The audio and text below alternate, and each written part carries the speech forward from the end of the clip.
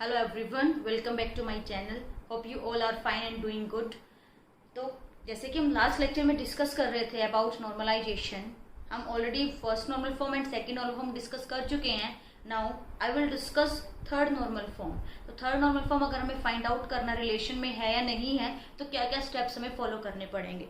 तो जो third normal form है हमारी 3NF हम जिसको बोलते हैं, ये क्या कंडीशन सेटिस्फाई करेगी? नंबर वन, सेम वही condition, it must be in second normal form, means partial dependency तो है ही नहीं होनी चाहिए बिल्कुल भी। Then we will check for third normal form. तो नेक्स्ट क्या बोलेगा? There must not exist any transitive dependency. अब ट्रांजिटिव डिपेंडेंसीज नहीं होनी चाहिए रिलेशन में। Then you can say that this relation is in 3NF। अब ट्रांजिटिव डिपेंडेंसी क्या है?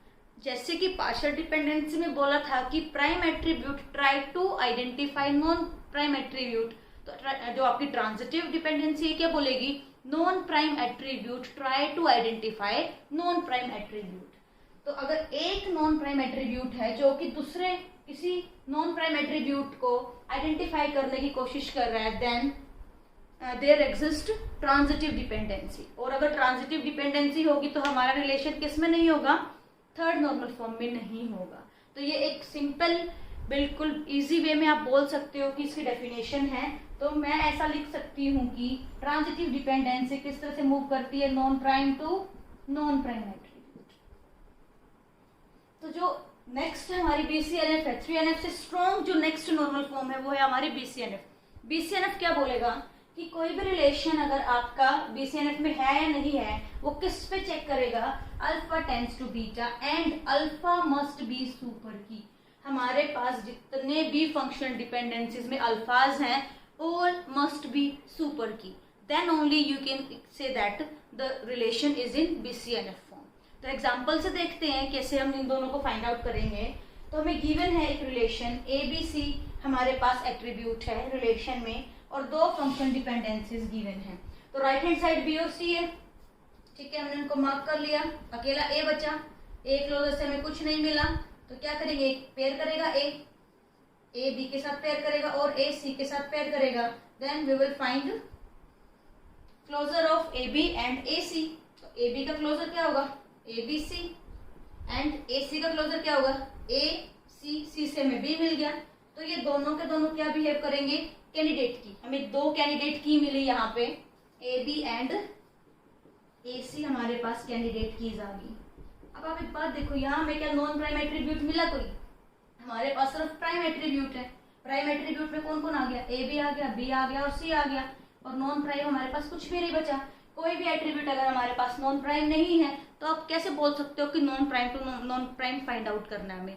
इट मीन्स वहां पे ट्रांजिटिव डिपेंडेंसी एग्जिस्ट ही नहीं करेगी, because we don't have non prime attributes. तो आप इजिली बोल सकते हो कि ये रिलेशन हमारा किसमें है? 3NF में है। बट अगर हम बात करें कि क्या ये BCNF में है, BCNF क्या बोलता है कि सुपर की। अब आप हमारे पास दो कैंडिडेट की है, अगर मैं आपको बोलूं कि यहाँ कितनी सुपर कीज होंगी? सुपर कीज क्या है? सुपर कीज क्या होगी? इससे आप मतलब क्या बोल सकते हैं कि कैंडिडेट की is proper subset of super की ना। तो मतलब अगर हम इसमें और एट्रीब्यूट ऐड कर दे जो हमें गिवन है रिलेशन में, तो क्या बन जाएंगी? सुपर की बन जाएंगी। जैसे कि ये दोनों तो बिहेव करेंगी सुपर की।